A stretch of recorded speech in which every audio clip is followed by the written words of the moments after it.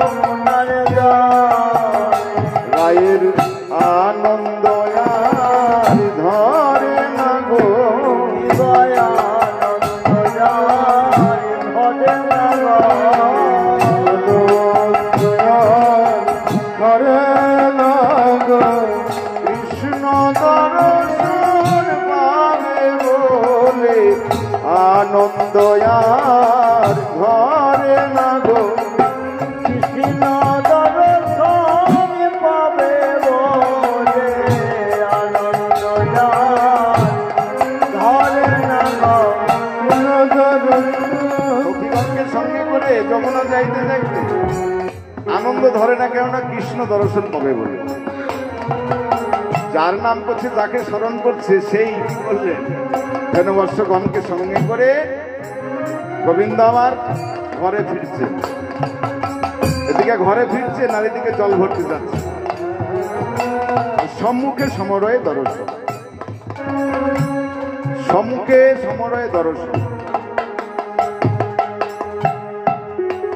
ভক্ত ভগবানের দর্শন হল, অপলকে চেয়ে আছে, কেউ কাউকে কথা বলতে পারছে না। দেখা হলো ঠিকই, কিন্তু কথা বলতে পারছে না। কারণ কি? কারণ হচ্ছে ভগবানের সঙ্গে রয়েছে দাদা বলরাম। ঘরে ফিরছেন ধেনুবর্ষগণকে সঙ্গে করে, সখাগণকে সঙ্গে করে, কিন্তু গোবিন্দ কথা বলতে পারছেন না। তার কারণ হচ্ছে দাদা বলরাম আছে। তবে রাধারানী কথা বলতে পারে, কিন্তু রাধারানীও কথা বলতে পারছে। কারণ কি? সঙ্গে রয়েছে কুটিলা। জল ভরতে দেখি আমার বউটা কিভাবে যায়, ওর পেছ পেছ দিয়েছে, কিন্তু রাধারানী কথা বলতে পারছেন না, কেউ কাউকে কথা বলতে পারছেন না। এদিকে ননদের ভয়ে, আর এদিকে দাদার ভয়ে। কিন্তু গোবিন্দ চতুর শিরোমণি, ভগবান শ্রীকৃষ্ণ এত চতুর, ওর মধ্যেই চাতুরি করে এমন একটি ইঙ্গিতি করলেন, ইঙ্গিতে বুঝিয়ে দিলেন রাধারানীকে যে কি বলতে চাইছে। যাকে ইঙ্গিত করলে সে তেমন ভাবে বুঝতে পারবে, যে যেমন যায় সে তেমন পায়। তাই গোবিন্দ আমার কি করলেন, আবার শিরোপরশিয়া বচনের ছলে শিরোপরশিয়া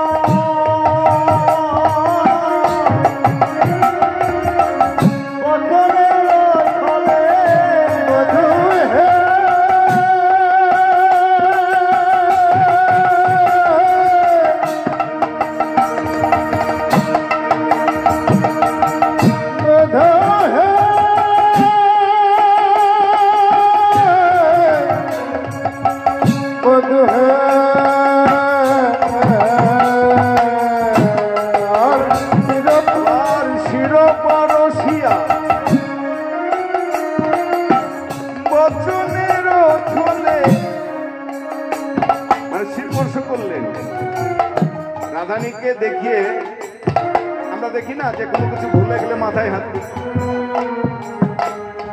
তাকে ইঙ্গিত করে মাথায় হাত দিল, সে কিন্তু বুঝে নিল কেন মাথায় হাত দিল। শিরোপরশিয়া বচনের ছলে, মানে মুখে বললেন না কিছু, কিন্তু ইঙ্গিত করলেন রাধে ঈশ্বর করলেন, ইঙ্গিত করলেন।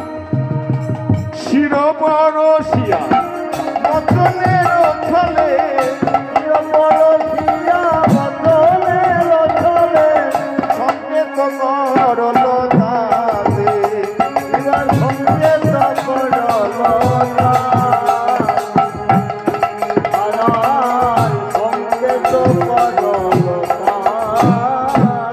সংকেত করলেন কি সেটা রাধারানী বুঝতে পারলেন। এবার রাধারানী কি করলেন, সখীগণকে সঙ্গে করে জল ভরে ঘরে ফিরলেন। গোবিন্দ আমার ধেনুবর্ষগণকে সঙ্গে করে ঘরে ফিরলেন। রাধারানী ঘরে ফিরে সখীদেরকে বলছে, সখী রে, ওরে ললিতা, এই বিশাখা, আমার বধূর সঙ্গে তো দেখা হলো, কিন্তু কোনো কথা তো হলো না। হ্যাঁ রাধে, তোর বধূকে আমরাও দর্শন করলাম, আমরাও কেউ কথা বলতে পারলাম না, তুই বললি না, আমরাও বললাম না, কিন্তু আমার বধূ কি করেছে তা দেখেছিস? হ্যাঁ একবার দেখলাম, মাথায় হাত দিল বটে। ওরে রাধে, রাধারানী বলছে, ওরে ললিতা, মাথায় কি থাকে বলতো? মাথায় কেশ থাকে। তোর বিশাখা চতুরের শিরোমণি। বিশাখা বলছে, ও রাধে, আমরা বুঝতে পেরেছি, তোকে ইঙ্গিত করেছে কেশর, মানে কেশ মানে কেশর কুঞ্জে তোকে যেতে বলেছে, এই তো? হ্যাঁ হ্যাঁ, আর বিলম্ব করিস না, এইবার চল চল, আমরা সখী মিলে আমার বধূর গিয়ে আগে গিয়ে আমরা সুন্দরভাবে কুঞ্জ নির্মাণ করব। তাই সখীগণকে সঙ্গে করে রায়ধনী আমার কি করলেন, আজ তারা কুঞ্জে গমন করলেন।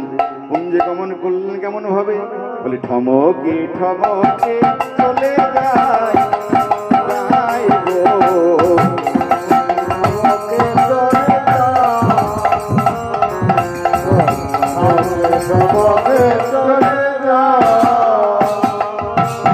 আর যাইতে যাইতে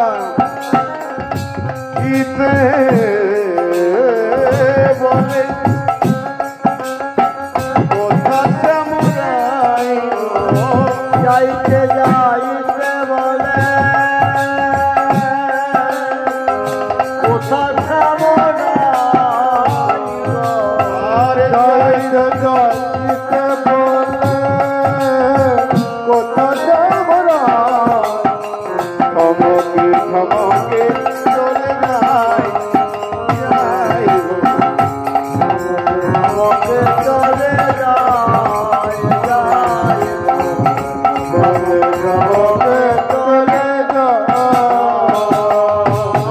এবার সব সখী মিলে কুঞ্জে এলেন।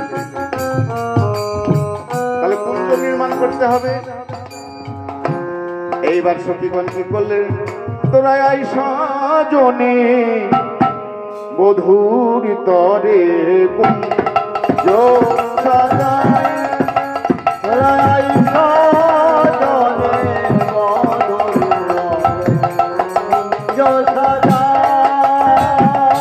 আই সজনে বধূর তরে কুঞ্জ সাজায়। এই কুঞ্জ মাঝে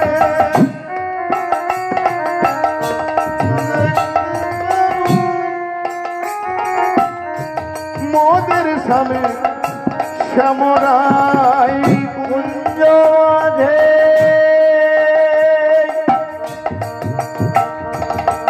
দেখতে পাবো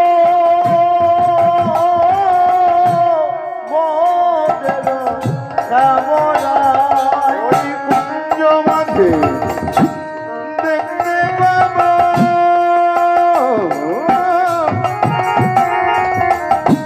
মোদের প্রাণের শ্যামরাই। কুঞ্জ মাঝে দেখতে পাবো প্রাণের মধ্যে শ্যামরাই, আই সজনে বধূর তরে কুঞ্জ সাজায়। রাই সাজনে কুঞ্জ সাজায়। রাধিকায় বেশে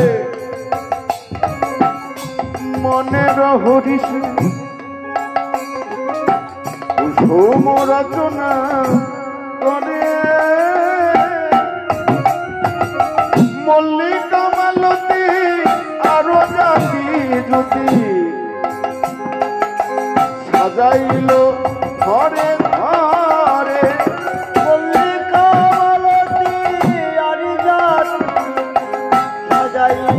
ধরে ধরে মল্লিকা মালতী নানাবিধ কুসুম চয়ন করলেন। রাধিকা আদেশ করলেন, সখী দেখ দেখ, এই কুঞ্জবনে যত রকমের পুষ্প পাবি, ফুল পাবি, সব রকমের রং বেরঙের রঙের পুষ্প এনে আমার বধূর জন্য কুঞ্জটি ভালো করে সাজা।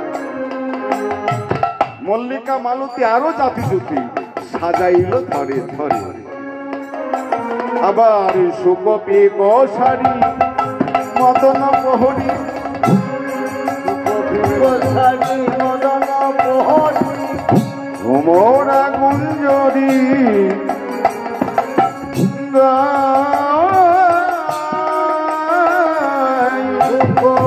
গোসারি মদন প্রহরী অমর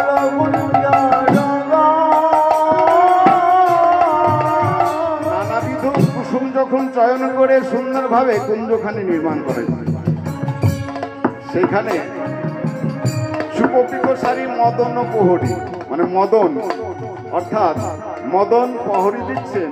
আর ভ্রমরী গান তারা কি করলেন, ভ্রমর ভ্রমরে এরা কুঞ্জকে পাহারা দিচ্ছে। ওই যে যত যত ফুল এসেছে প্রত্যেকটি ফুলে ফুলে এত এত ভ্রমর এসে বসেছে পাহারা দেবার জন্য, রাধা গোবিন্দের লীলা দর্শন করতে। সুকপিক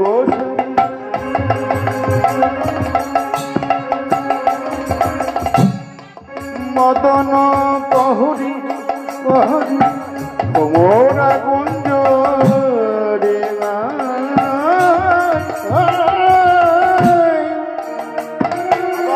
স্মরণিত মত্ত সহিত বসন্ত মলয় পবন বা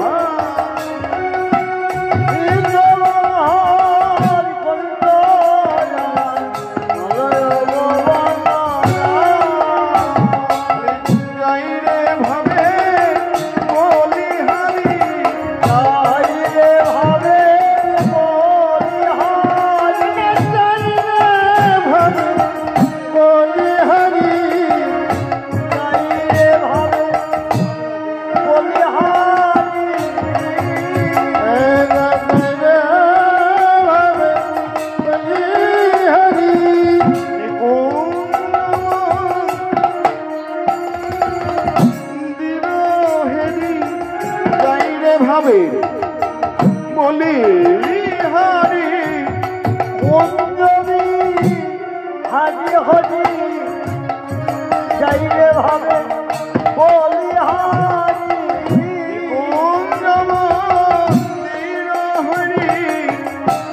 পদকর্তা লীলার এক পাশ থেকে কুঞ্জ খাঁ দর্শন করছে। আর ওই যে বললাম না ভ্রমরী তারা এসেছে, তারা তারা কি করছেন গো, রাধা গোবিন্দের লীলা দর্শন করবার জন্য ওই কুঞ্জ মাঝে এসে তারা কৃষ্ণ গুণ গান করে গো।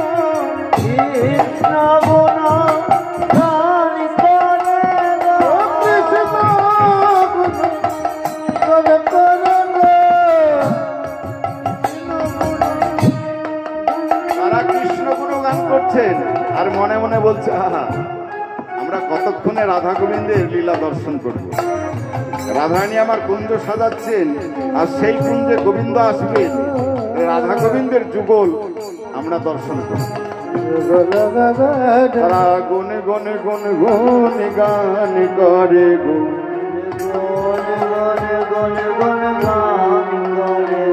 তারা গুন গুন গুন গুন গান করে গো।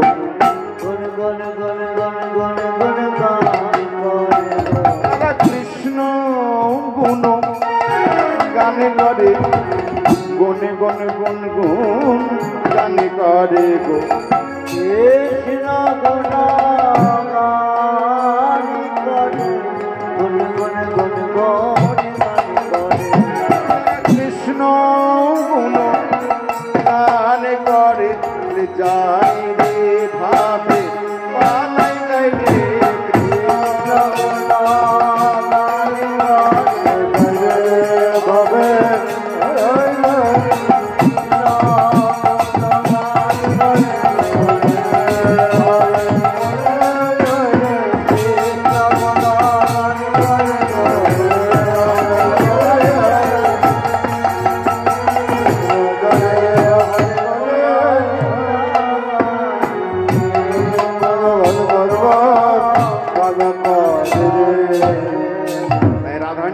কুঞ্জখানা সুন্দরভাবে সাজালেন।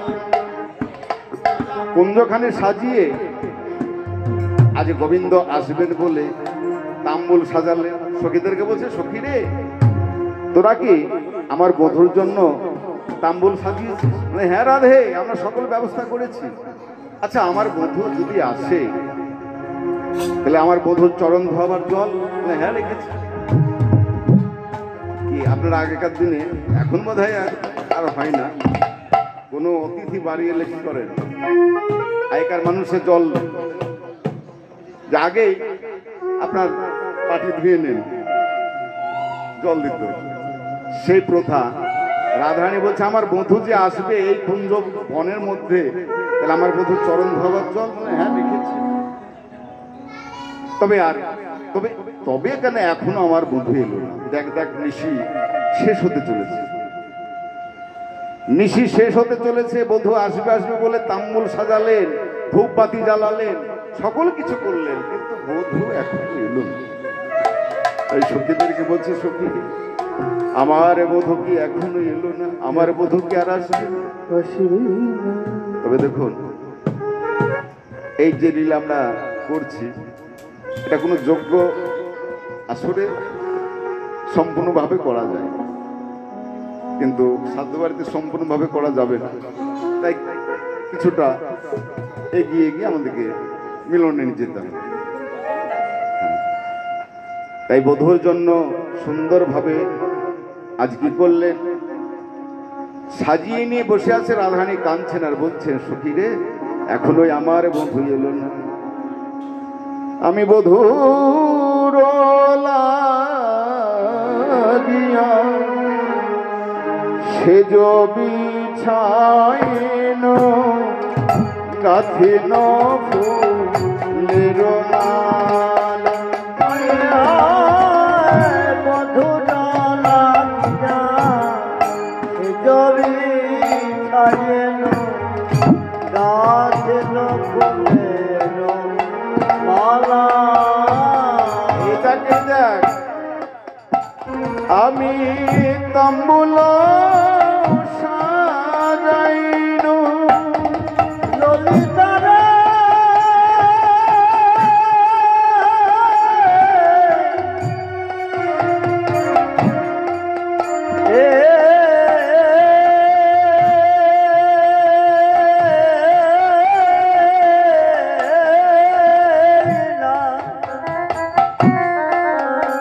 হরিণী জাগর করে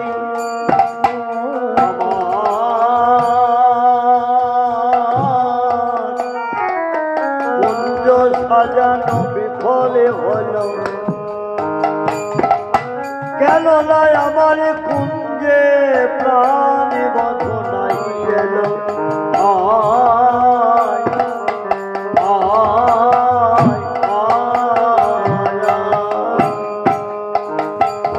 আমি তাম্বুল সাজাইন দিব উজারিন গাথিন ফুলের মালা। আমি তাম্বুল সাজাইন দীপ উজারিন মন্দির হইল মধুর হইল আলা। আছে এসব হইবে আর। সব হইল আছে এসব হইবে আর। সব হইল সোহেন নাগর গুণের সাগর কহে না মিলিল গান। শিবা সোহান নাগর গুণের সাগর পাহাড় মিলন আমার শাশুড়ি ননদী বঞ্চনা করিয়া শাশুড়ি নদী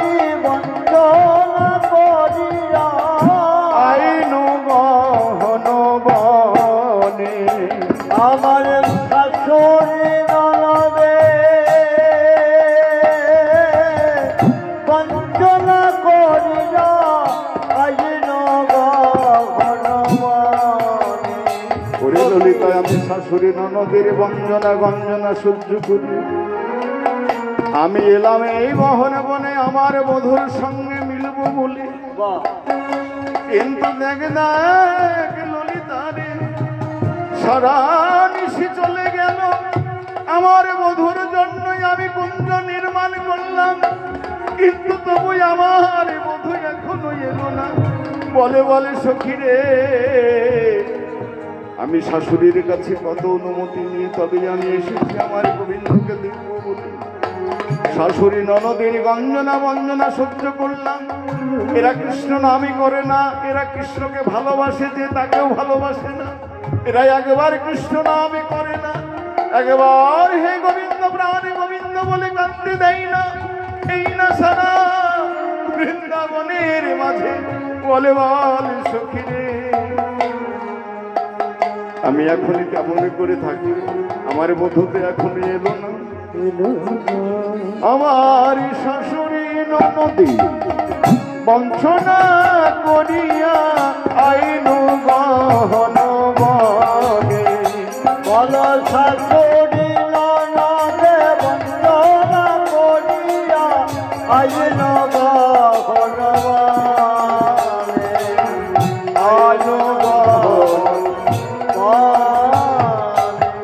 তাই রাধারানী আমার গোবিন্দ আসবে আসবে বলে সুন্দরভাবে নিজের কুঞ্জটাকে সাজিয়েছেন গোবিন্দকে সেবা দেবে। এই দেহ কুঞ্জটা সাজালে 5টি রস দিয়ে শান্ত দাস্য সুখ বাৎসল মধু, এই কুঞ্জখানি সাজালে গোবিন্দ সেবায় লাগবে বলে। কিন্তু গোবিন্দ যদি না আসে তাহলে আমি কার সেবা দেব? বড় সাধু এরূপ যৌবনে মিলিব মধুর সনে, আরে বড় সাধু মনে এরূপ যৌবনে মিলব মধুর। রাধারানী বলছে বড় সাধু মনে আমার এই রূপ যৌবন যতদিন আছে ততদিন গোবিন্দ সেবায় লাগবে। কিন্তু যখনই আমার এই রূপ যৌবন আমাদের চলে যাবে সেদিন আর কেউ আপনাকে কোনো সেবায় আপনি লাগবেন না। তাই সময় থাকতে গোবিন্দ ভজন করতে হলে সকাল সকাল বড় সাধু মনে এরূপ যৌবনে মিলিব মধুর সনে, বড় সাধু মনে এরূপ যৌবনে মিলিব মধুর সনে, যেন কৃষ্ণ সেবায় লাগিতে পারি। কৃষ্ণ সেবায় লাগিতে পারি। আমি কৃষ্ণ সেবায় লেগে যেন কৃষ্ণ সেবায় লাগিতে পারি। ও হে আমার পরাণে বধূ কৃষ্ণ সেবায় লাগিতে পারি। হে রামা পরাণে বধূ কৃষ্ণ ছাড়া করো না গো, ও হে আমার পরাণে বধূ কৃষ্ণ ছাড়া করো না গো, ও হে আমার পরাণে বধূ ছাড়া করো না গো। কৃষ্ণ সেবায় লাগিতে পারে। তাই রাধারানী আমার তখনই সুন্দরভাবে সাজছেন আমার বন্ধু আসবে আসবে করে। আবার কিছুক্ষণের মধ্যেই সমস্ত সাজ পোশাক মালা সবকিছু কুঞ্জের বাইরে ফেলে দিচ্ছেন। আর বুঝি আমার বধূ আসবে ফেলে দিচ্ছেন, আবার বোধহয় আসবে মনে করে আবার সুন্দরভাবে সাজাচ্ছে। তাই রাধারানী আসবে আসবে বলে পথপানে চেয়ে আছে। আমি পথবানে চাই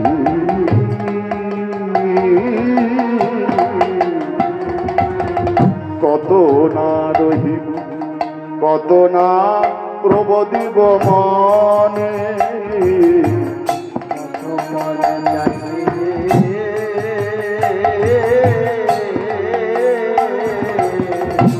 কতবার কত প্রবধিব মনে রস শিরোমণি আসিবে এখনি কহে দিজ চন্ডিনা রসিরমণি আসিবে এখনি দিজ চন্ডিদাস তোমার পরাণ মধুয়ে এলো বলে পরাণ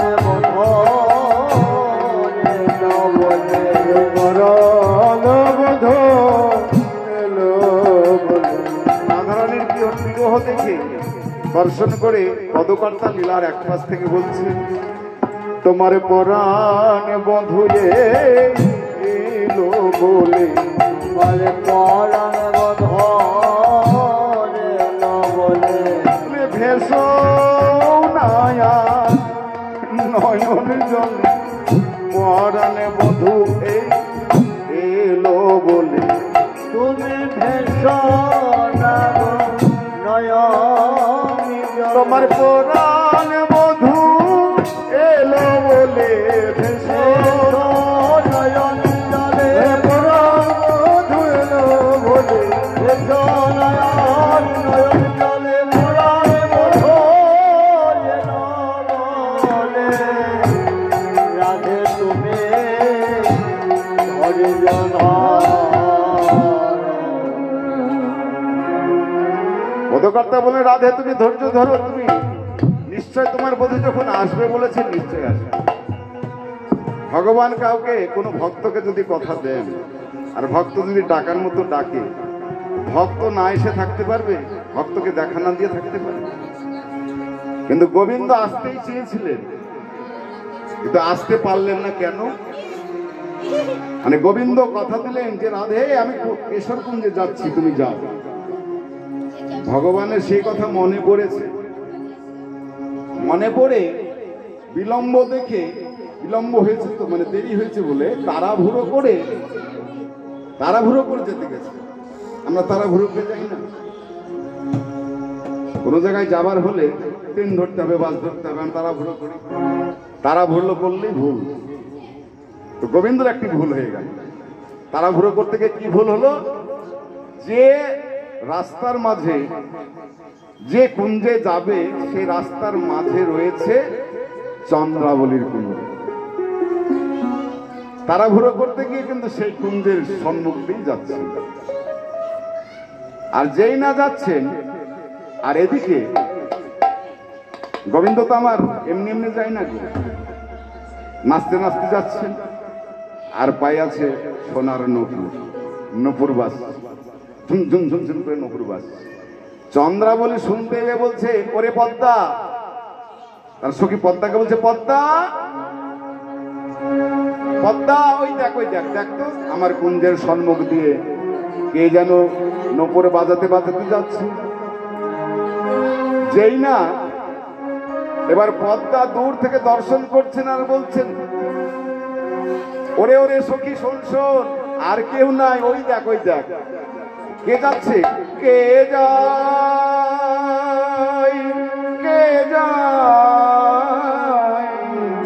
নূপুর বাজায় কে বাজাই গো কে যায় নূপুর বাজায় কে বাজায়